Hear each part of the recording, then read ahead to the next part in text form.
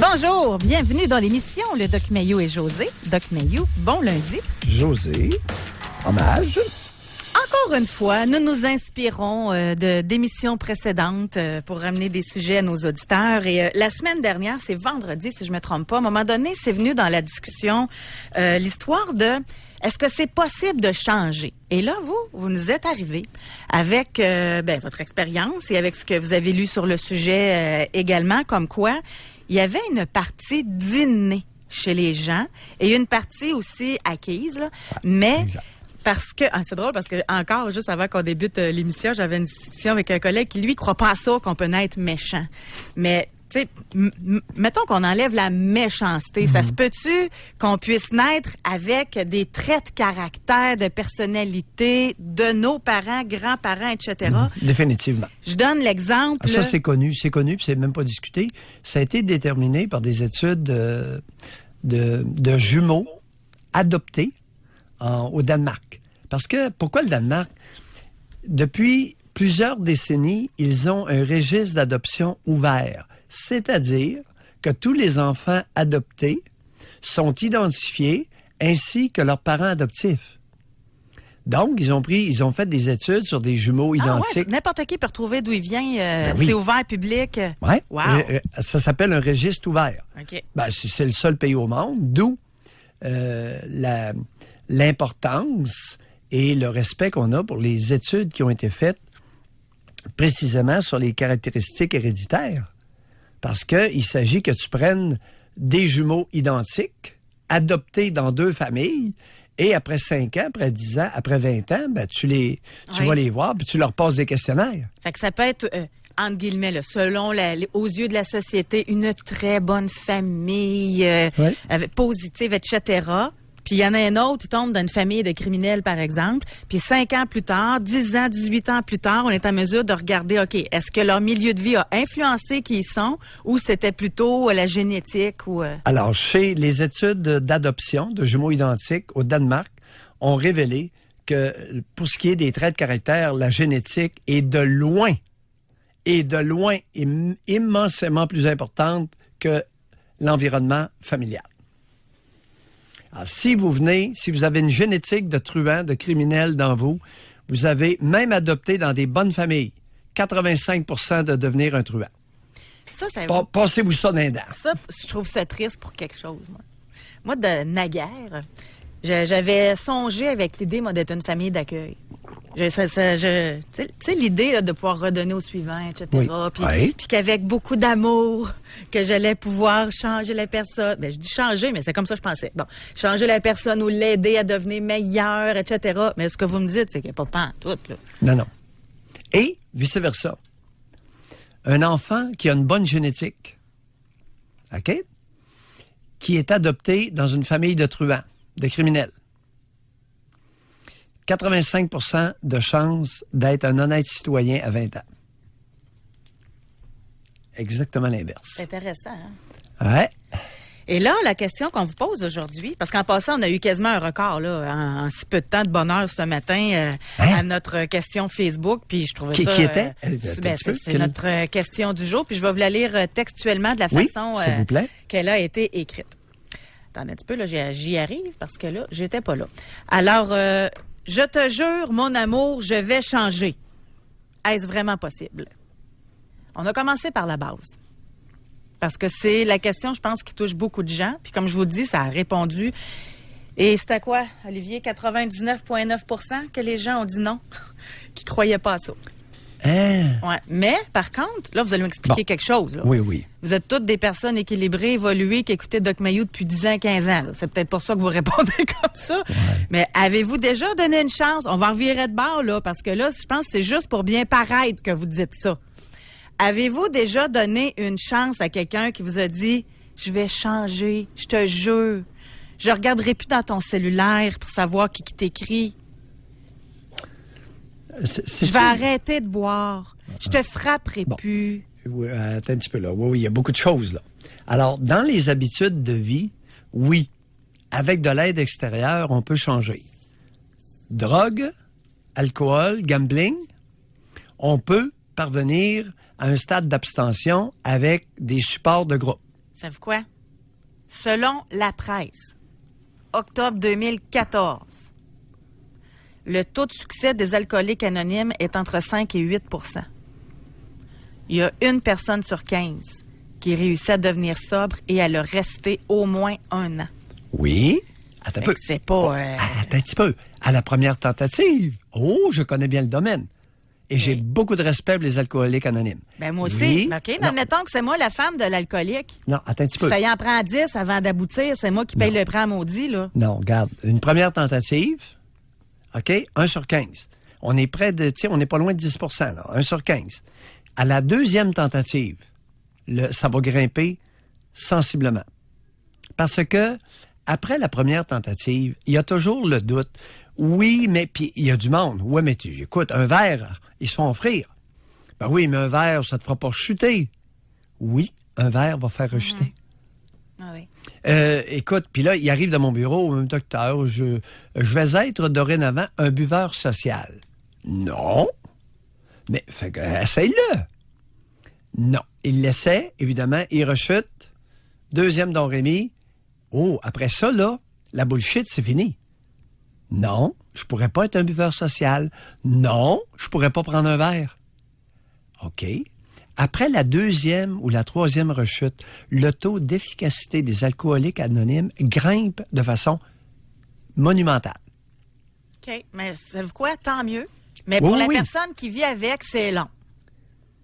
Ça dépend. C'est du cas par cas. Ça dépend, ça peut être long, ça peut être court. Oui, ça peut... Bon, OK, on change de... On s'en va dans la violence conjugale. Le monsieur qui dit « Je te jure, je vais changer ». Non.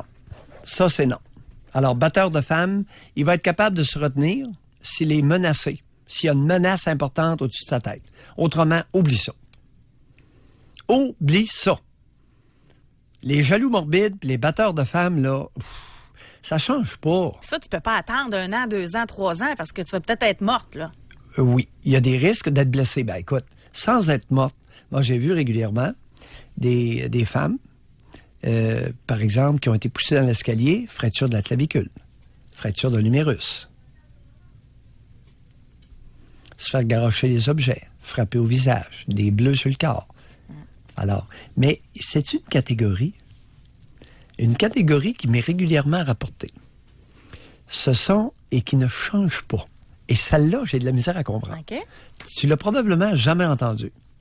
C'est le mauvais partenaire sexuel qui se fait dire 10 fois de ne pas toucher au clitoris en début de rapprochement sexuel.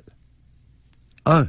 Deuxièmement, de ne pas toucher au clitoris sans que ce soit bien lubrifié. Peux-tu croire que régulièrement, qu'il y a des femmes qui me rapportent que ça fait 10 fois, 15 fois, 20 fois, il n'y a rien qui rentre. Un mauvais partenaire sexuel, on a l'impression que ça ne se change pas. Oui, mais ça va un peu avec l'égoïsme, avec... Bon. Tu sais, quand tu es rendu à faire ça, ça veut dire que tu ne penses pas à l'autre du tout. Là. Voilà, tu ne penses qu'à toi. Donc, l'égoïsme, l'individualisme... Oui. Non, pas l'égoïsme, pas l'individualisme. L'égocentrisme. C'est différent, là. C'est beaucoup plus grave. Non, égoïsme, c'est penser à soi. Tout à fait correct. L'individualisme, c'est d'évoluer dans ce que nous sommes. Mais au lit, penser à soi, c'est pas le fun ben pour l'autre, là. Oui, mais c'est pas nécessairement mauvais. Le problème, c'est l'égocentrisme. L'égocentrisme, centré sur soi-même. Oui, c'est utiliser l'autre pour soi. Non, écoute, moi, j'ai bien de valeur, là. Okay. Toi, ton plaisir, je n'en ai que cirer. Oui, l'égocentrisme. C'est-à-dire, les autres sont là pour me servir. Si tu penses que je vais commencer à prendre du temps, là, à attendre que tu sois lubrifié pour te caresser, non. Alors, tu fais allusion aux traits de caractère. Les traits de caractère sont innés. Alors, il y a 2 chercheurs, en 1968, qui ont découvert ça. En suivant des enfants, de bébés, jusqu'à l'âge de 20 ans, ils avaient découvert que les traits de caractère, c'était inné. Ils étaient présents à l'âge de 9 mois, 2 ans, et encore présents à 20 ans. Il y avait 9 caractéristiques qu'ils avaient identifiées. Tout ça pour te dire que, par exemple, une femme qui est hystérique, qui exagère tout le temps, qui dramatise tout, tu sais, qui crie, qui hurle, elle est née comme ça, puis elle va mourir comme ça. Ça ne se change pas. Un individu qui est dépendant, capitaine crochet, qui s'accroche aux autres, à l'entourage pour tout, ça, c'est de naissance. Dans les jupes de sa mère tout le temps, puis... Un autre exemple, les obsessifs compulsifs. Et je le dis respectueusement parce que c'est pas nécessairement négatif, là. Alors, les obsessifs compulsifs, c'est-à-dire ceux qui sont extrêmement méticuleux, un souci exagéré, un souci extrêmement marqué pour la propreté. Alors, ces individus-là sont nés comme ça, puis ils vont mourir comme ça. Soit dit en passant, ça fait d'excellentes infirmières en salle d'opération. Ah, mais c'est sûr, quand on veut tous des gens méticuleux, hein? Ça fait d'excellentes techniciennes dans les laboratoires. C'est pour ça que je dis, être obsessif-compulsif, dans certains emplois, ça peut être, par contre, dans d'autres emplois où il faut produire vite et à la va comme je te pousse, ils sont malheureux. Malheureux. Doc Mayou, il y a un autre aspect aussi. Et ils ne changeront pas. Ils ne seront pas capables. Mais eux, ils pourront pas vivre non plus avec quelqu'un de traîneux, quelqu'un... fait que c'est des mauvais partenariats, là. Oui. Tu sais, ben c'est là que j'en arrive. Oui. Il y a des gens qui veulent changer les autres aussi, qui veulent changer leur nature pour que eux s'adaptent à eux, là. Vous comprenez? Oui. Mettons, comme la madame, admettons, qui est obsessive-compulsive, c'est avec un traîneux que lui, là, il dit, voyons, donc la Terre arrêtera pas de tourner parce que je fais la vaisselle juste le lendemain. Elle dort pas de la nuit, là. C'est sûr que c'est impossible. Mais elle va vouloir changer lui. Ouais. Mais c'est juste que c'est un mauvais assortiment. Tu sais, c'est lui, il peut très bien vivre avec quelqu'un comme lui. Écoute, dans ma propre famille, à un moment donné, une histoire. Il y a 2 membres de ma famille qui se sont mariés dans la trentaine. Puis dans la trentaine avancée. Et peux-tu croire qu'il y a une de mes tantes qui était témoin d'une scène de salière et de poivrière? C'est vrai comme t'es là. Ça a duré plusieurs minutes. Mettait la table pour recevoir le monde. Moi, ma mère, elle mettait la salière là, puis la poivrière là, sur la table. L'autre de répondre non. Moi, la salière va aller là, puis la poivrière va aller là.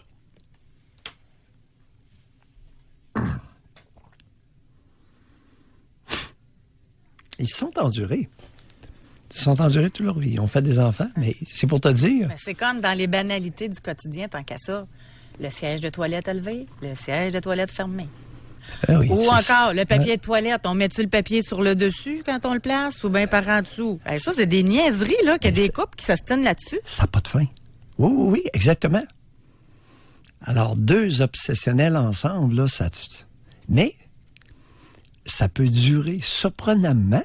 Ça peut être des couples qui durent. Ils vont passer leur temps à s'ostiner. Mais au lit, ça va être extraordinaire. Alors, ils vont tout oublier. Non, oublie le lit, là. Non, les obsessionnels sont des très mauvais partenaires sexuels en général.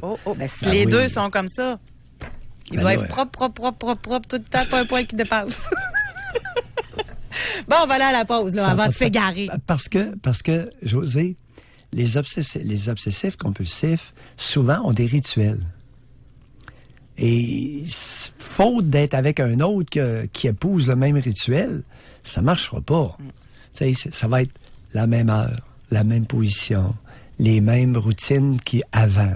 On va se brosser les dents avant. Après ça, on se nettoie comme faut partout. Après ça, on rentre dans le lit. Après ça... Oui.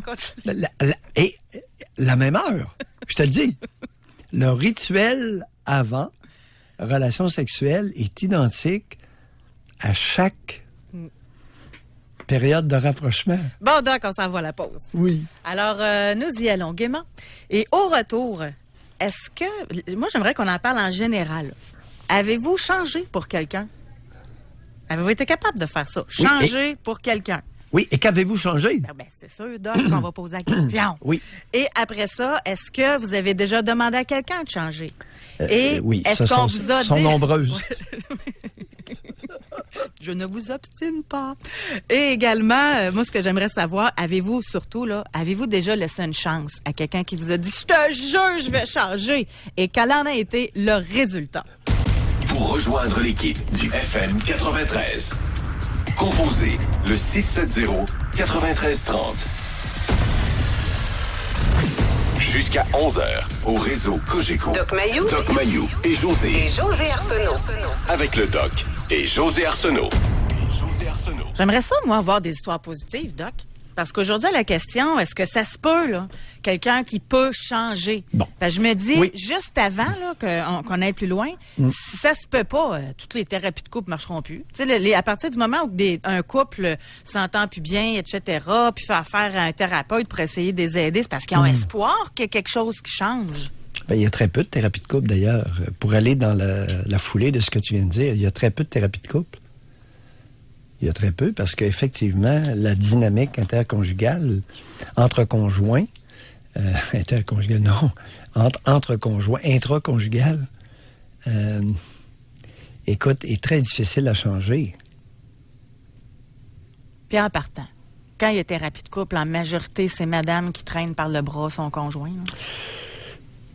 Pas nécessairement. Pas nécessairement. Ça, c'était le vieux cliché. Mais au niveau du changement, José, il y a une particularité. Et c'est la suivante. Il y a des individus qui se font demander de changer. OK? Oui. Bon. Habituellement, ça donne pas grand-chose. Jusqu'à temps qu'arrive la menace de séparation ou la séparation. Et là, c'est une étape cruciale pour certains, sous une menace de perte objectale, de perte du conjoint, là, il peut y avoir des changements importants. Bon.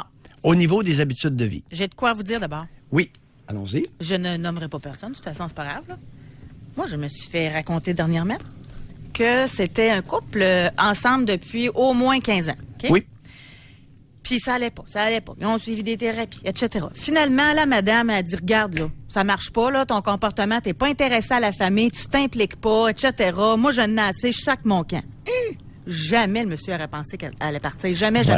Attendez un peu. 6 mois. Oui. 6 mois, séparés. Elle l'a repris. Oui. Ah, il a changé. C'est plus le même homme. Il se rend maintenant compte, oups, quand il est porté à se retrouver dans les patterns qu'il y avait auparavant. Moi, j'ai 2 points à dire là-dessus. Ça te tentait pas de faire ça avant la séparation? Pourquoi? Moi, je trouve que c'est quasiment un manque de respect. Comment ça que tu l'aimais pas assez avant, là? Non. Pour être fin avec, pour t'impliquer dans la famille, il a fallu que tu aies une menace de séparation, appauvrissement, puis que là, tout d'un coup, t'es fin. Ouais. Une souffrance Ça, supérieure. Oui, mais José, c'est que peut-être que le type a réalisé en 6 mois, d'abord, qu'il ne pouvait pas remplacer facilement l'ancien modèle. Deuxièmement, c'est que l'ancien modèle était très important pour lui, importance qu'il avait très mal évaluée. Troisièmement, ses intérêts sont très mal servis par l'abstention de la partenaire, par la séparation. Que ce soit sur le plan financier, autonomie personnelle, se faire torcher, alouette. Là, toutes sortes de... Alors, il y avait ça c'est relativement fréquent que des individus avec menace de séparation ou séparation de quelques semaines à quelques mois vont provoquer effectivement des prises de conscience ou des modifications comportementales. Ça dure-tu, ça? Ben écoute, c'est parce qu'il sait maintenant que s'il n'effectue pas des changements désirés et souhaitables, que c'est bien de l'heure, ces sacs verts vont être sur le bord de la Parce que porte. moi, je suis très sceptique. Et 15 ans de comportement qui change en 6 mois. Oui. Oui, c'est possible. Bon, surtout, fait que là, vous venez surtout d'amener de l'espoir chez certaines personnes. Drogue, alcool, gambling, définitivement. OK, non, c'était pas ça. C'était implication dans la famille. Ouais, ben, un côté bouffon, enfantin. Alors, il y en a qui, en 6 mois, disent « Oups, je pense que j'étais l'aîné des enfants. » Mais, tout en reconnaissant que cette femme-là l'a infantilisé pendant les premiers 10 ans de mariage. À un moment donné, elle s'est tannée. Elle aimait ça. Elle lui aimait ça, lui apporter ses pantoufles. Elle aimait ça le servir jusqu'à temps que elle n'aime plus ça. Alors, c'est là qu'elle va demander son fameux changement. Lui, là, ça fait 10 ans qu'elle y amène ses pantoufles. Puis qu'elle torche, puis qu'elle le serre. Il est déjà 9h54. Oui, okay. Alors, on va s'arrêter pour aller à la pause, mais juste avant, pour donner le ton, là, on a reçu un courriel. Une dame, elle dit « J'ai arrêté de fumer après 10 ans. Je venais de me marier et mon mari m'a dit que si je n'arrêtais pas de fumer, il allait me demander le divorce. Je l'aimais beaucoup et je l'aime beaucoup, alors j'ai arrêté. » Question. Lorsqu'il l'a rencontrée, cette femme-là, est-ce qu'elle fumait? Chers amis, vous avez peut-être là l'exemple d'un prétexte utilisé à d'autres fins. J'ai bien dit peut-être. Comment se fait-il qu'il l'a mariée, il la convoitait, il la désirait, il était actif sexuellement avec elle, elle fumait, puis à un moment donné, ça fait plus son affaire? Intéressant comme question, n'est-ce pas? Très intéressant. On va aller à la pause là-dessus. Est-ce qu'on vous a déjà demandé de changer? Avez-vous déjà changé? J'aimerais vraiment, moi, j'aimerais ça avoir des expériences positives, là. Parce que dans ma tête, à moi, là, j'y crois pas tellement, moi, que ça se peut changer. J'ai l'impression, moi, que le naturel va revenir assez vite, merci. Au moins un petit problème dans le couple. Ah ouais, la merde, je reviens comme j'étais avant. Puis là, c'est à recommencer. Dans le cas d'immaturité, on peut vieillir à tout âge. OK? Dans le cas de comportement immature, comme ce que j'ai mentionné tout à l'heure, une femme qui infantilise le conjoint, qui le traite en gamin, puis qu'elle aime ça le materner jusqu'à temps qu'il a trois enfants, puis là, elle n'a plus le temps de le materner. Et lui commence à être désagréable, fait des petites manœuvres passives-agressives. Alors ça, oui. Ça, il peut y avoir croissance. D'accord? Ça, c'est un domaine lorsqu'il s'agit d'immaturité. Ouais. Mais lorsqu'il s'agit de traits de caractère, non. Lorsqu'il s'agit d'habitude de vie, oui, en partie, dépendamment on va entendre les gens. Oui, mais juste pour vous donner raison, là, la dame qui a arrêté de fumer, elle dit oui, je fumais comme une cheminée quand on s'est rencontrés. Pour rejoindre l'équipe du FM 93, composez le 670-9330. Doc Mayou et José Arsenault. Avec le Doc et José Arsenault. Au réseau Cogeco. Je te jure, mon amour, que je vais changer.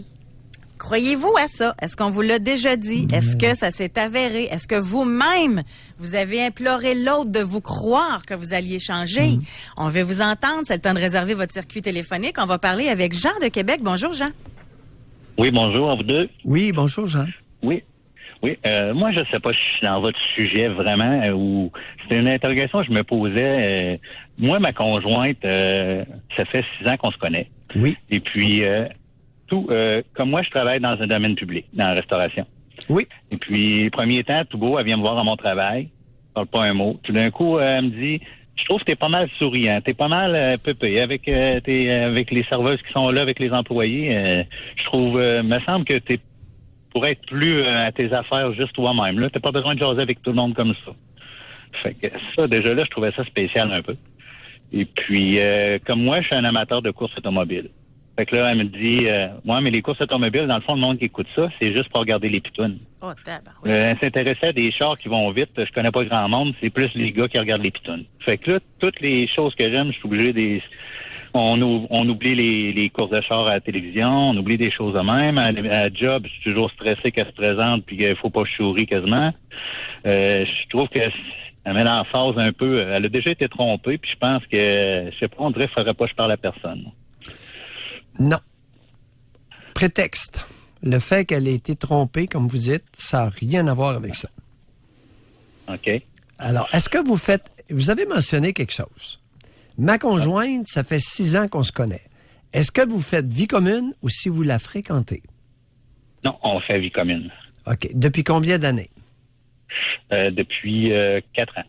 4 ans de vie commune. Marié, oui. Conjoint de fait? Non, conjoint de fait. Conjoint de fait. Bon. Oui. À qui appartient? Vous vivez en appartement ou dans une maison? Maison louée. Ah, parfait. Qui a signé le bail? On l'a signé ensemble. On restait chacun de notre côté. Oui. Et puis, on dirait que c'est depuis qu'on reste ensemble, la crainte est là. La crainte. Non. La crainte que comme faudrait pas que je parle à trop de monde, il faudrait que je suis pas trop sociable avec ma job. Comment vous comprenez ça que c'est depuis la vie commune? Et ça a commencé probablement 3 jours après la cohabitation. Est-ce que je me trompe? Généralement, c'est 3 jours. Je pense. Vous êtes à peu près dans le 1000, oui. Comment vous expliquez ça, Jean? Comment vous expliquez ça? 3 jours après? Je sais pas, j'ai pas changé. La seule chose que j'ai changé avant, qu'elle me parlait, pour les courses automobiles, là, les pitounes, puis tu regardes ça pour les filles, puis tout ça, fait que ça, j'ai arrêté ça avant, là. Et puis, moi, je suis quelqu'un qui aimait ça me déplacer dans mes congés pour aller voir les courses. Puis, oui, quel âge avez-vous, Jean? Moi, j'ai 46. Vous avez 46 ans. Et cette femme-là, à quel âge? 48. 48 ans? Oui. On s'en va où avec ça, cette relation-là? Je ne sais pas, mais je trouve ça un peu malsain. Même dans ma famille, elle dit, donne pas souvent de nouvelles. Fait que quand il m'appelle pour m'inviter quelque part, elle me dit, ouais, mais ils t'appellent jamais d'habitude. Pourquoi qu'ils veulent t'inviter? Je vais vous donner un exemple. C'était la fête d'un de mes neveux. Fait que mon frère m'appelle pour sa fête. Elle me dit, ils appellent jamais d'habitude. C'est quoi? Ils veulent des cadeaux? C'est une question, on va passer, on va leur donner un cadeau, puis on va aller faire nos affaires. Vous n'avez pas d'enfants, j'espère, avec cette femme-là? Non. Est-ce qu'elle a eu des enfants? Non, elle n'a pas eu. Elle a eu une fausse couche plus jeune, mais elle n'est pas capable d'en avoir. Bon. Mais vous, j'ai une petite question avant, si vous me permettez. Ben oui. Jean, comment vous expliquez que vous avez accepté tout ça jusqu'à maintenant? Je sais pas, mais comme tout le monde, je suppose, il y a des bons côtés puis il y a des mauvais aussi. Des fois, ça va très bien. C'est juste les petites remarques comme ça que... Non, Jean parle... Oui, parlez-nous des bons côtés. Qu'est-ce qu'elle a comme bon côté qui vous intéresse beaucoup? Ben, c'est une personne aimante, elle a le cœur sur la main, toujours prête à aider tout le monde, toujours aux petits soins. Je veux dire, on fait tout en équipe. Là, c'est la vaisselle, n'importe quoi à la maison, on fait ensemble. Ça va bien de ce côté-là. Mais... Non, ça marche pas. Une femme, vous êtes en train de prétendre qu'une femme généreuse vous empoisonne l'existence, vous contrôle, est en train de vous rendre stressé au travail. Et vous nous dites qu'elle a le cœur sur la main. Votre conjointe n'a pas de cœur, mon cher Jean. Le problème, il est là. Mais elle n'a pas de cœur. J'ai de confiance en elle qu'elle veut peut-être, vu que ça est déjà arrivé. Non, elle était... Savez-vous pourquoi qu'elle a été trompée? Non. Avez-vous idée? Est-ce qu'il est possible que le gars qui l'a trompée avait raison de la tromper? C'est une enquiquineuse de grande espèce? Oui, d'habitude, c'est au moins 50-50. C'est sûr que lui, il doit avoir des torts, mais elle aussi, sûrement. Bon. Alors... La question, c'est combien d'années encore allez-vous tolérer ça avant d'essayer d'en trouver une qui a plus d'allure? Oui, je me pose la question. Savez-vous comment ça va finir si vous continuez comme ça? Ça va finir par une belle relation extra-conjugale. Ouais. Mais Jean, cette femme-là vous stresse au travail. Avez-vous réalisé ce que vous dites? Votre grand cœur sur la main, l'espèce de... Je la qualifierais pas. Votre grand cœur sur la main vous stresse dans votre travail. Non, mais elle vous isole de votre famille, de ce que vous aimez, du sport que vous aimez, que vous ne regardez même plus. Puis là, j'imagine qu'à regarder des films avec des belles filles, ça doit être compliqué aussi. Oh non, on oublie ça. Bon, ben là, il vous reste quoi de plaisir de vous, là, pour vous, de vous à vous, là? Non, je pense que des fois, je me dis que c'est peut-être plus... C'est peut-être plus une routine que j'ai embarquée, puis je veux pas brasser rien. Comme partenaire sexuel, oui. Comme partenaire sexuel, ça a l'air de quoi? C'est nul. En plus, ben là, as-tu de l'argent, c'est quoi? Ouais. Non, c'est nul. Des fois, je me dis, coudonc, on se pose toujours la question, je me dis, c'est quoi les raisons qu'elle est avec moi? Non, mais Jean, as-tu un bon fonds de pension? Non. C'est quoi les raisons pour lesquelles vous êtes avec elle? Non, le questionnement est mauvais, Jean. Vous faites bien d'appeler. C'est pas qu'est-ce qu'elle fait avec moi, c'est qu'est-ce que je fais dans ce bateau-là. Puis, mais José, moi, je pose souvent la question, mais à l'inverse. oui, non. Vous allez vous poser la question dans le bon sens. Qu'est-ce que vous faites avec? José vous a posé une question. Est-ce qu'elle est fortunée? Non. Est-ce que c'est vous qui la faites vivre? Ben, mettons que j'aide pas mal, là. Oui, Jean, vous avez aucun avantage. Au lit, c'est plate, elle n'a pas d'argent, elle vous surveille partout, vous avez de l'air d'un petit... Ah, à moins que vous aimez ça, vous faire materner, c'est peut-être ça? Non, pas vraiment, non. Jean? Non. Jean? Oui. Est-ce qu'il est possible que vous ayez un côté bonasse? Oui, très, très. Je sais pas, là, selon vos théories, si ça se transfère de parents à enfants, là, mais ma mère est une personne extrêmement bonasse. Elle va laisser passer bien des choses avant de changer des affaires. Et je pense que j'ai été élevé pareil. Non, c'est que vous avez raison. C'est qu'il y a un côté héréditaire, il y a un côté génétique. Puis vous avez hérité ça de votre mère. Ah oui. C'est un trait de caractère. J'aime pas ce côté-là, là, mais on dirait que c'est plus fort que moi. Il faudrait que je travaille là-dessus. Bien, c'est-à-dire, écoutez, je pense que un moment, il va arriver un jour, soit que vous ayez une relation extra-conjugale avec une qui a beaucoup plus d'allure qu'elle, ou ça va cesser. Bon, je pense qu'on commence à être proche de la fin, là. 46 ans, avec une femme contrôlante et jalouse. Écoutez, c'est quoi le plaisir de vivre? Parce que, n'oubliez pas, là, elle est en train, avec son maudit grand cœur sur la main, de vous faire un burn-out au travail, là. On s'en va vers ça, Jean, là. Mais je peux vous dire, l'extra-conjugal, facile à dire, là, mais moi, ça m'arrivera pas. Ça va arrêter avant parce que c'est moi qui me sentirais pas bien là-dedans. Là. Ça sert à rien. Je vais arriver à la maison, puis ça va me paraître d'en face, puis j'aimerais pas... Oh non, je me verrais pas faire ça. C'est-à-dire? Oui. Bon, maintenant... je ne vais pas jouer dans d'autres cours. Là. Maintenant, un burn-out au travail? Ça se peut, ça. Oui, vous dirigez vers ça. Là. Je veux pas être prophète de malheur. Ça aimez mieux le burn-out qu'une relation extra-conjugale? Ouais, mais non, je pense que je serais mieux de faire du ménage. Oui, c'est ça. Je faisais juste de vous taquiner. Là. Jean, prenez soin de vous, d'accord? Prenez soin de vous d'abord. OK? Oui. Merci. Je vous remercie. Bonjour. Bonjour. Il fait beaucoup réagir, Jean. Hein? Encore là, quand on le vit pas, quand on est à l'extérieur, c'est clair comme de l'eau de roche. Quel est le pourcentage d'hommes au Québec qui sont des gens typiques? À ce qu'on vient d'apprendre.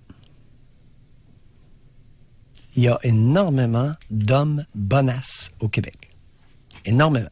Un gros pourcentage. Qui sont exactement dans ce genre de foutu. Mais en plus, là, encore là, en tout respect, Jean, là, mais c'est parce que des fois, je peux comprendre. Bon, la maison, faut la vendre, il y a les enfants, mais lui, il y a un bail. Un bail. Il est même pas pogné. C'est lui, en plus, le pourvoyeur. Au lit, ça va pas bien. Elle guette partout. Il doit se sentir... Il n'y a aucun avantage à rester. Tu sais, des fois, on dit, faut pas juger. Moi, j'ai appris ça de vous.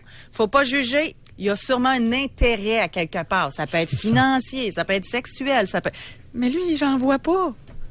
Ouais. Fait que c'est ça qui est spécial, là. Si ce n'est qu'il est simplement bonasse. Très bonasse, comme il nous dit. Elle a un grand cœur, j'espère, sinon il ne resterait plus grand-chose à cette femme-là. Là. En tout cas, selon Jean. Oui. Elle a peut-être une autre version en passant. Non, mais c'est l'être humain, au lieu de regarder sa bonasserie quotidienne, OK? Il préfère attribuer une qualité à sa partenaire qu'elle n'a pas. Quelqu'un qui te pourrit l'existence ne peut pas avoir le cœur sur la main. C'est une sans-cœur. Elle est cruelle avec son partenaire. Puis elle a réussi à lui faire croire que c'est parce qu'elle a déjà été échaudée. On va aller à la pause là-dessus. Elle a été trompée avec raison, fort probablement. On va aller à la pause. Au retour, je vous le dis tout de suite, c'est quoi? Parce que j'ai de la misère à croire à ça. Et notre auditrice va nous dire que oui, son conjoint la maltraitait et depuis qu'elle l'a menacé de quitter, il a changé du tout au tout. Très hâte de parler à Annie de Gatineau. Pour rejoindre l'équipe du FM 93, composez le 670-9330. Doc Mayou et José Arsenault. Avec le Doc et José Arsenault. Au réseau Cogeco. Je te jure. Bon, c'est l'ordinateur, oui. C'est ça, le fait de ne pas être ensemble tout le temps, puis d'être embarqué par le sujet. Je te jure que je vais changer. Moi, s'il y a un aspect où j'ai des gros doutes, c'est concernant la violence conjugale. Ouais. Et nous avons Annie qui est en ligne pour nous parler. Elle l'a vécu. J'ai hâte d'entendre son histoire. Bonjour, Annie. Allô, ça va? Oui, bonjour. Bonjour, Annie. Oui, bonjour. Quand Josée a dit qu'elle voulait avoir une expérience positive, Oui. ben, j'en ai une. J'ai vécu de la violence psychologique et non physique. OK. Ça fait 20 ans qu'on est ensemble et puis on est 6 ans mariés, 2 enfants. Et puis, c'était un gros problème de boisson. Gros problème. Il y avait des cris tout le temps. J'ai fait de l'anxiété, panique. Personnellement, j'ai vécu l'enfer. Ça ressemblait Vraiment. à quoi, la violence psychologique dans le quotidien, là? Les cris, toujours les cris, je faisais rien de correct. Rien. Quand je rentrais chez nous, je me disais, OK, Non, avant de sortir, je me demandais, OK, j'ai ramassé ça, OK, il criera pas quand je vais arriver, là, tu sais. Ouais. Mais il y avait toujours quelque chose, c'est sûr qu'il y avait toujours quelque chose. Si c'était pas moi, ben, c'était mon plus vieux, parce que le plus petit n'était pas là encore, il n'était pas né. Si je fermais pas une lumière, j'avais une maladie mentale, parce que je fermais pas des lumières. Quand je me suis fait dire ça la dernière fois, j'ai dit non, ça suffit. Je suis allée chercher de l'aide, j'ai trouvé des recherches, j'ai trouvé quelque chose en région, mais ça a été dur de trouver quelque chose en région. Et puis, c'est l'entraide de femmes de victimes de violence. J'ai dit, moi, c'est juste psychologique, c'est pas physique. Je ne sais pas si c'est ma place ici, parce que là, je rentre au travail en pleurant. Le soir, je pleurais tout le temps sur la galerie à Noirceur. Puis ma voisine me voyait, elle dit, Annie, elle dit, t'es au bout, là, faut que tu fasses quelque chose, là. Ouais. Les voisins entendaient crier partout, là. Je fermais les fenêtres quand ils criaient. Puis lui, il disait, je m'en fous qu'ils m'entendent, tu sais. Là, j'ai dit, il est pas bien, il est malade. Et Annie, encore une fois, je vais reposer la question. Qu'est-ce qu'il y avait? C'était quoi votre intérêt à endurer tout ça? C'est vraiment, là, c'était pour mon garçon. C'était pour ça. Annie. Mais mais quand mon plus vieux, on a eu le deuxième après notre mariage. Puis là, quand mon plus vieux, il dit, OK, maman, là, fais quelque chose. Je suis plus capable, maman. Je dis, OK. Puis pourquoi vous avez fait un lumière, deuxième enfant aussi, Annie? Parce qu'il me manquait quelque chose dans ma vie. Ben oui. Puis lui, Ouais. il était d'accord avec ça. Ben oui. Vous êtes rendu à quel âge, Annie, là? J'ai 42. 42 ans. Ouais, oui. Oui. Avez-vous entendu Jean tout à l'heure? Oui. Oui, mais mon histoire est belle, là, c'est pas fini. Allez. On est encore ensemble. Jusqu'au moment, c'est ça, je me suis assise avec lui. Là, j'ai dit, je te quitte, je suis pas heureuse. J'ai une vie à vivre, puis je veux la vivre heureuse. Les enfants aussi. Ça suffit, je suis plus capable. Là, il dit, tu vas t'en aller où? J'inquiète-toi pas. J'ai dit, je le sais où je m'en vais. Après ça, il est parti pour une semaine. Il est revenu. Tu t'es ennuyé? J'ai dit non, pas du tout. Pas du tout. Oui. Et puis, le lendemain, il m'a téléphoné. Il dit, appelle mon médecin. J'ai appelé son médecin. Il est allé voir son médecin. Il était en arrêt de travail. Il a vu une thérapeute. Maintenant, ça fait 2 ans qu'il ne boit plus. C'est ça. Il est médicamenté pour tout ça. Et puis là, il me dit, comment t'as fait pour m'endurer toutes ces années-là? Il dit, ça fait longtemps à ta place que je serais partie. Ben oui, c'est de toute beauté. Méchant manipulateur, là, Coco. Alors, qu'est-ce qu'il prend comme médicament? Citalopram? Oui, il est aux antidépresseurs. Et effet secondaire du citalopram chez votre conjoint? J'en ai pas vu. Au niveau de libido, capacité érectile Ah, mon Dieu, il n'y a pas de problème avec ça. et prise de Non. poids? Du tout. Il a maigri de 50 livres. Il s'entraîne à tous les jours. Ça, c'est son... il s'entraîne, il fait des exercices à tous les jours. Qu'est-ce qu'il buvait? Il prenait de la bière? Oui. Combien Oui, par jour? juste ça. Ah, il pouvait passer une 12. Une 12 bouteilles par jour? Plus. Ouais. Ah oui, il pouvait en boire une en 2 heures. Ouais, qu'est-ce qu'il fait comme travail? Lui, il travaille dans le service alimentaire. Service alimentaire, est-ce qu'il avait une bonne paye? Oui. Est-ce qu'il était bien payé? Ben, quand même, oui. Quand même bien payé? Oui. Et vous aviez des biens ensemble? Vous aviez accumulé quoi, là, avant que vous menaciez de vous en aller? Qu'est-ce que vous aviez comme bien ensemble? Rien. J'avais rien. Vous aviez rien accumulé? Non. Moi, je partais, j'ai dit non, Annie, ça fera, je garde. Oui, et à partir de combien d'années de vie commune a-t-il abusé d'alcool à 12 bouteilles par jour? Oh. Peut-être après... Attends, 5 ans? 5, Bon, 7 après ans? 5 ans de vie commune. Et vous nous avez dit tout à l'heure que après 14 ans de vie commune, vous vous êtes marié. Oui. Vous vous êtes marié un alcoolique. Oui. Ça nous dit quoi de vous? Ça veut dire que j'espérais qu'il change. Oui, j'espérais qu'il change. Parce que je l'aimais, l'an dernier, je l'aimais plus. Annie. Comme plus du tout. Annie. Oui. Vous ne l'aimez plus? Vous le mariez et vous faites un bébé avec. Est-ce que c'est ça qui est arrivé? Non, quand on s'est mariés, oui, je l'aimais parce qu'il avait arrêté. C'est arrivé 2 fois. Ah, il avait fait a arrêté une fois. Oui. Ah, oui. il avait fait un petit arrêt de combien de temps, l'arrêt d'abus de boisson? 1 an. Ah, un arrêt d'1 an. Ou Vois-tu, 6 José? mois, non. Ouais? C'était 6 mois. OK. Oui. Après ça, là, ça va bien. On s'est mariés, on a fait un autre bébé.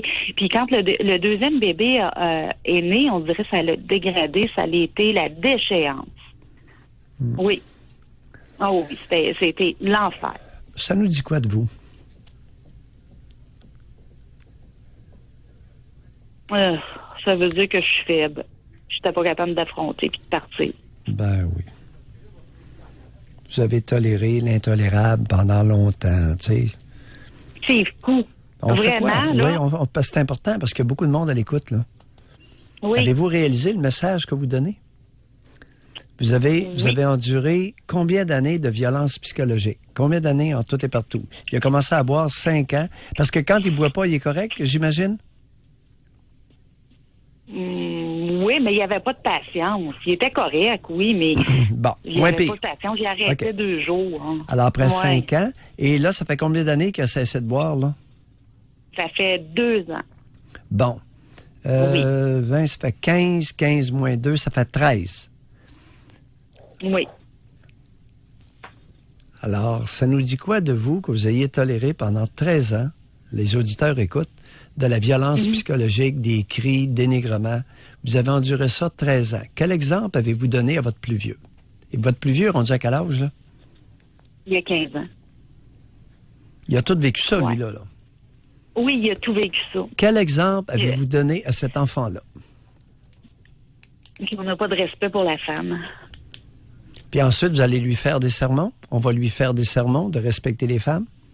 Oui. Oui. Sa mère ne s'est pas fait respecter? Ben maintenant, oui. Oui, mais pendant combien d'années a-t-il entendu les cris, le dénigrement de son père envers vous? Vous savez, Annie, si vous vous proposez comme modèle ce matin, vous êtes bien mal tombé parce que vous êtes un très mauvais modèle à imiter. Très mauvais. Oui. Ah, ça, c'est sûr qu'endurer des années comme ça, je ne sais même pas moi-même comment j'ai fait. Bon, alors c'est ça qu'il faut savoir. Ouais. Pourquoi avez-vous enduré 13 ans des abus de cet ordre de la part de votre conjoint? Et en plus, faire des enfants avec? Ben parce que dans ma tête, là, je voulais pas lâcher au premier obstacle. Ça, c'est une rationalisation bidon. Oui. Alors, allez-y. Après ça, il y a quoi? Quel exemple avez-vous eu d'abus quand vous étiez jeune? Mais avec mes parents? Oui. Oh, ben j'ai vécu avec mes parents, ça allait bien, ça allait super bien. Oui. J'ai vécu. Parents respectueux, vous avez eu le bon exemple. Parents respectueux l'un envers l'autre. Très. Et là, vous entendu mon père crier. Et vous faites vie commune? Et votre mère? Ma mère aussi. Je les ai entendu crier non plus. Alors, comment ont réagi vos parents lorsqu'ils ont été témoins de la maltraitance de votre conjoint envers vous? Ben, je l'ai dit en dernier. Je voulais pas leur dire. Ah bon? Non. Oh! Ah, il fallait pas leur voulu dire? leur dire. Ah, Ben, pourquoi? Pourquoi qu'il fallait pas leur dire? Ben, parce que je voulais avoir ma vie parfaite à leurs yeux, là. À leurs yeux, je voulais pas leur dire que j'avais fait un échec. OK. Alors, on Et peut mon père, il soupçonner... disait tout le temps... Oui, qu'est-ce qu'il disait, le Mon bonhomme? père, il disait tout le temps, assisez-vous, c'est la communication. Fait que là, à un moment donné, j'ai dit, papa, il n'y en a plus de communication, je ne peux plus, il ne veut plus. Arrête. Bon. Annie, qu'est-ce que vous êtes en train de nous dire là? Le preacher, le moraleux. Oui. Oh, mon Dieu, oui. Ah oui. Oh, mon J'en ai eu Dieu. Oui. Bon, il mangeait de la baluste, il était très catholique, n'est-ce pas? J'en avais beaucoup de sermons quand j'étais plus jeune. Bon! Alors, les sermons, comme le dénigrement, conduisent à l'écrasement. Oui. Beaucoup de sermons de ce cher homme. Écoutez, est-ce qu'il est encore vivant, ce cher? Oui, il est encore vivant. Quel âge a-t-il? Il a 72. Écoutez, il va aller au ciel. Il va aller au ciel, je vous le dis. Alléluia, alléluia. On va se quitter là-dessus. Merci beaucoup, Bye, Annie. Annie. Merci beaucoup. Il va au ciel direct. Je te le dis. C'était pas évident, mais vous avez trouvé le petit bobo. Pas évident, C'était celle-là. pas évident. Non. Vous l'avez travaillé fort. Moi, je me disais, ça va finir par... On va vous laisser reposer un peu. On va aller à la pause. Hey, mais on revient avec Maria qui, elle, après 3 « Je vais changer », a pris une décision. Pour rejoindre l'équipe du FM 93, composez le 670-9330. Doc Mayou et José Avec Doc Mayou et José Arsenault. au réseau Cogeco. Je te jure, mon amour, je vais changer. Est-ce que c'est possible? Nous avons Maria de Québec qui se l'est fait dire régulièrement. Bonjour, Maria. Bonjour, j'ai quasiment la peur de parler. C'est la première fois que je parle à la radio. Bienvenue, madame. Bonjour. Madame, oui. J'ai 38 ans. Bon, je vais prendre le madame. Oui. J'ai un conjoint. C'est encore frais, là, donc je vais essayer de pas trop être émotive. Il y a 4 ans, il s'est blessé. Il travaillait dans la construction. Il est tombé d'un 4e étage. Oui. Donc, il y a eu des fractures au niveau de la colonne. Je suis pas médecin, donc je peux pas vous dire exactement le nom des blessures, mais bref, il a dû prendre de l'oxycontin, de l'hydromorphone. Oui, pour la des douleur. opiacés, de la drogue, des médicaments, des analgésiques puissants et du domaine de la morphine. Oui. Exactement. Donc, vous savez de quoi vous parlez. Donc, il en est devenu dépendant. Ouais. Donc, la première année, on a rencontré quelqu'un du portage qui nous a accompagnés pour, je sais pas si vous connaissez l'organisme, là, pour soigner sa dépendance, qui a été référé là, par la CNESST. Donc, c'est ça. Donc, je l'ai accompagné dans sa démarche la première année parce que ça paraissait pas trop. Il était pas... comment je dirais ça? On savait qu'il y avait un problème, mais sur notre couple, sur la vie en général, ça passait encore. Oui.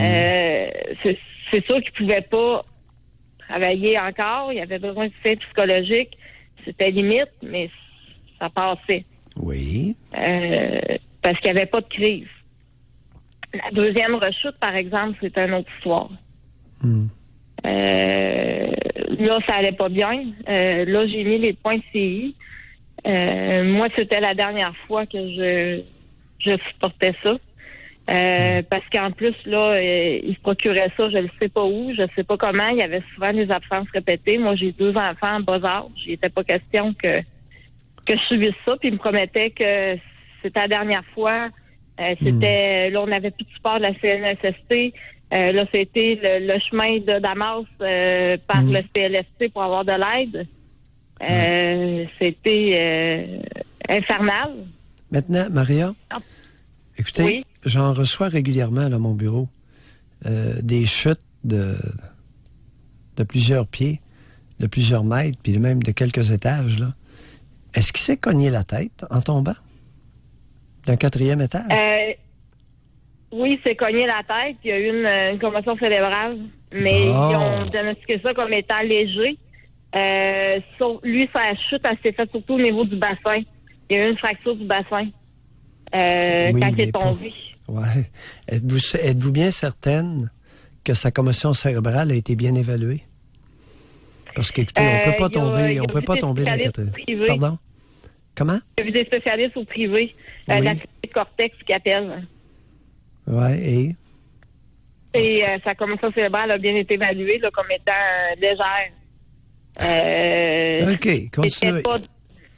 On tombe, un homme tombe d'un 4e étage, puis il y a une commotion cérébrale légère. OK. Permettez-moi d'être sceptique. Ils nous ont dit que le choc était surtout au niveau du bassin parce qu'il était quand même bien attaché, cassé, tout ça. C'est de la manière qu'il est tombé que ça s'est fait, là. Ouais, OK. En tout cas, bref. Puis là, il y a 3 semaines, j'ai découvert que l'alcool était rentré avec ses problèmes de médication. Oui. Puis, il y a 3 semaines, on l'a rentré à l'hôpital parce qu'il a fait une surdose de fentanyl. Dans quelle région? Dans quelle région, Maria? Dans quelle région? En Basse-Ville, ici. Ah, à Québec? Ah, oui. OK. Ça fait qu'il y a du fentanyl qui circule à Québec? C'est pour ça que je vous le demande. C'est d'intérêt public, Maria. Ce n'est pas pour vous identifier, mais bien pour informer la collectivité qu'il y a du fentanyl à Québec. Alors, il a fait une surdose de fentanyl? Oui. Oui, parce que le médecin il a diagnostiqué il y a 3 semaines. Il n'est pas revenu à la maison depuis ce temps-là, parce que là, il est hospitalisé en psychiatrie. Sauf que moi, j'ai fait mes bagages. Je suis partie avec les enfants. OK. Qui ont quel âge? La maison va être vide. Oui. Quel âge ont les enfants, là, Maria? Mes filles, ils ont 7 et 9. 2 filles? Ouais. Oui. Est-ce qu'il est dans l'intérêt de vos filles de côtoyer leur géniteur? Non. Bon. Là, c'est terminé. Merci, Maria.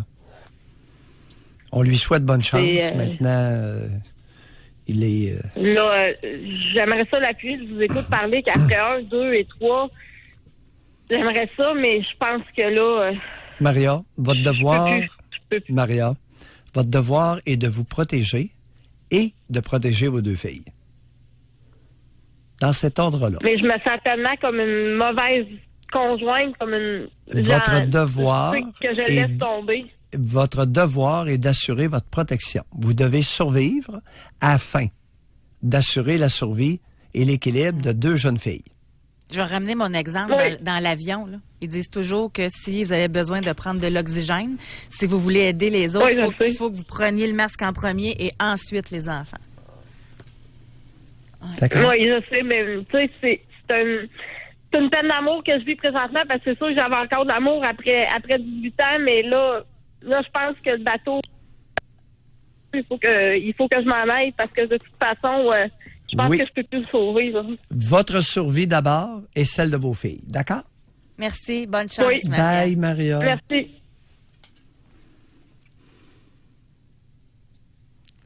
Je pensais pas, honnêtement, là. Je pensais pas que c'était rendu ici à Québec, le fentanyl. Il y a eu beaucoup de reportages sur Montréal. Moi non plus. Mais on voit que c'est rendu ici. Si ce que l'auditrice nous dit est vrai, le fentanyl a été identifié chez un citoyen de la Ville de Québec. Ouais. On va s'arrêter. On va à la pause. C'est important de se le dire, hein? On n'a pas eu encore bien des belles histoires, je trouve, hein? Est-ce que ça se peut, quelqu'un qui vous dit « Je vais changer » et qu'il le fasse? Réservez votre circuit téléphonique. Dans le sens de maturer, oui. Ouais. Pour rejoindre l'équipe du FM 93, composez le 670-9330. Doc Mayou et José Arsenault. Le Doc Mayou et José, c'est le Doc et José. Au réseau Cogeco. Est-ce que vous avez déjà laissé une chance à quelqu'un qui vous a promis qu'il allait changer? Quel en a été le résultat? Vous-même, avez-vous déjà changé? On a Mathieu de Sherbrooke. Bonjour, Mathieu. Allô? Oui. Oui, bonjour, Mathieu. Bonjour. Ben moi, ça fait 11 ans que j'étais avec ma conjointe. Puis tout le long de notre relation, là, moi, je lui disais tout le temps que j'allais changer. J'ai arrêté de fumer la cigarette quand on s'est connus. Puis elle voulait jamais sortir avec un fumeur. Puis là, finalement, j'ai recommencé à maintes reprises. Puis j'étais dans... j'avais un problème d'alcool duquel j'étais pas conscient à l'époque. Puis j'avais un problème de jeu compulsif aussi. Ça ressemblait à quoi, votre puis, consommation d'alcool, Mathieu? Ça ressemblait à quoi? Oui. Ben, c'était... Ben, je ne saurais pas vous dire, là. C'était pas nécessairement à tous les jours, mais dans ma tête, j'essayais toujours de trouver une occasion de boire de l'alcool. Oui, mais combien? Quelle quantité, combien de fois par semaine? C'est une bonne question. Quelle quantité? Entre 3 et 12, mettons. OK, vous étiez capable de 12 bouteilles de bière en une soirée? Bon, oui. OK. Ben, tu sais, oui. Puis le jeu compulsif, ça ressemblait à quoi? Yes, ça ressemblait à compulsion, là. Ça n'avait pas de sens. C'était sur Internet? Vous jouiez au poker? C'était quoi? Les machines à sous? Non, c'est plus les bars de machines à sous, là. Puis les casinos. Tout l'argent que je pouvais avoir, ça allait là-dedans. C'est-à-dire, attendez un peu, qu'est-ce que vous venez de dire là? Tout l'argent que je pouvais avoir, je le mettais là-dedans. Vous êtes-vous endetté? Mm-hmm. Ah ben oui, pas à peu près. Bon, le total, vous avez grimpé ça. Vous avez grimpé ça à combien, l'endettement? Ben, tu sais, j'ai réussi à faire des bons salaires aussi pour nous repayer, mais peut-être 40-50 000. 40-50 000 d'endettement. Ouais. Mais c'est ça, j'ai travaillé au travers de ça, puis je payais, puis je rejouais, puis... Merci à l'Auto-Québec, merci à l'Auto-Québec, merci les casinos. Oui, c'est rare, ceux que... Oui. Là, votre conjointe, c'est ça, pendant que vous jouiez, etc., votre relation devait être entachée beaucoup, là? Ah ben oui, c'est sûr, puis on a eu un garçon aussi, puis je volais de l'argent, là, c'était vraiment... Vous voliez de l'argent à qui? À ma femme. Ah oui, au total, au total, vous lui en avez volé combien à peu près? Au total, là? Ah ben je sais pas. À peu près, le total. Approximatif. 200 piastres, 20 000? Je sais pas, là, mettons 4 000, je sais pas. Environ 4 000. OK. Elle s'en rendait compte, elle, que vous la voliez, oui? Ben oui, tout à fait. Mais c'est ça, c'était dysfonctionnel, puis là, elle voulait me sauver. Moi, je voulais pas me sauver, fait que ça j'ai essayé souvent de, je me disais, je vais changer, ça... Et ça l'a fini comme... Vous avez quel âge, là? Je voulais arrêter ça. Moi, j'ai 32 ans. Vous êtes tout jeune. Vous avez 32? Oui. Et vous en êtes où, là? Ben là, ça fait presque 5 ans là, que j'ai arrêté de boire. Ça fait oui. un an et demi consécutif que j'ai pas joué. Bon. Moi, c'est les groupes de soutien qui m'ont aidé à passer au travers. Là. C'est le seul, les groupes, beaucoup de respect pour les groupes de soutien. Ah oui, tout à fait. Et c'est ce que j'ai mentionné en début d'émission, José. Ah oui, oui, oui. Et même s'il y a des rechutes, c'est encore le meilleur. Parce que le deuxième coup, le troisième... Puis moi, j'ai commencé à aller dans des groupes. Oui. C'est là, justement, que j'ai découvert que j'étais alcoolique. Oui. Avant ça, je ne savais pas. Puis c'est là que j'ai décidé d'arrêter. Mathieu, ne faites pas le nono. Écoutez, quelqu'un qui cale 12 bouteilles dans la soirée, là... Hein? Je ne savais pas. Pour moi, c'est normal. Ah oui? OK. D'où venait cette normalisation? Votre père, votre mère? Oui, ben oui. Qui est alcoolique? Avec des gens qui buvaient, fait que c'était normal de boire. Oui. Et quand vous étiez jeune, qui était alcoolique près de vous? Moi puis mes amis. Oui, mais vos parents? Non. Non? OK.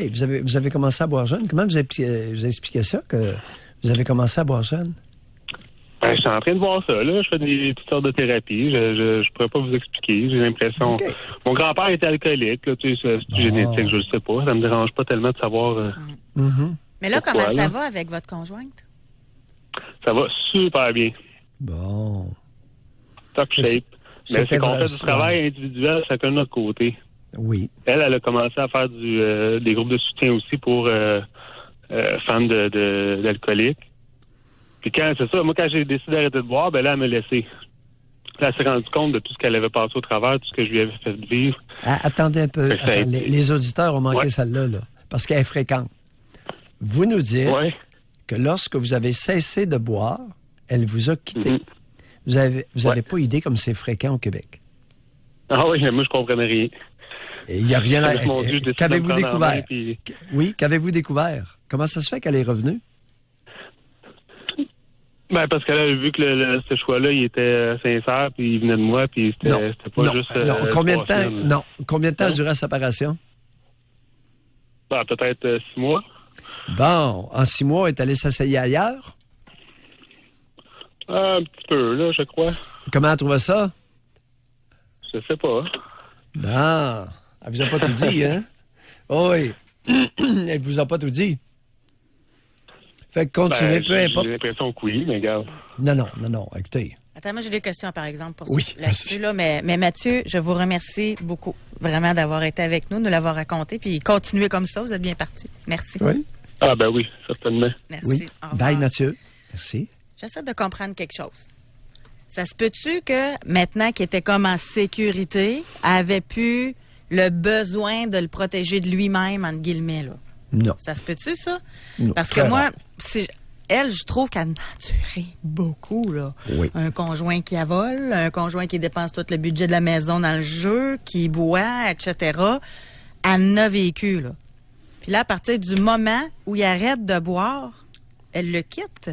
C'est difficile vraiment à comprendre. Et après 6 mois, elle revient. Ben, s'il est revenu, l'homme qu'elle a... Ben non, l'homme qu'elle a connu, il buvait, il jouait, Il fumait. Ah ouais, j'ai vraiment de la misère à comprendre. Ouais, fréquent. Alors, il y a beaucoup d'alcooliques qui, lorsqu'ils ont cessé de boire, voient la conjointe s'en aller. Mais c'est quoi votre explication? Puis surtout, qu'elle revienne. Ah, ben il y avait un enfant là-dedans aussi. Peut-être que Ouais. ça a influencé. J'ai vu à maintes reprises des hommes qui arrêtent de boire, puis la conjointe va leur chercher une caisse de bière à l'épicerie, au dépanneur. Ben là, Doc Mayou, c'est quoi leur intérêt? Qu'ils continuent de boire. Mais c'est quoi leur intérêt qu'ils continuent de boire?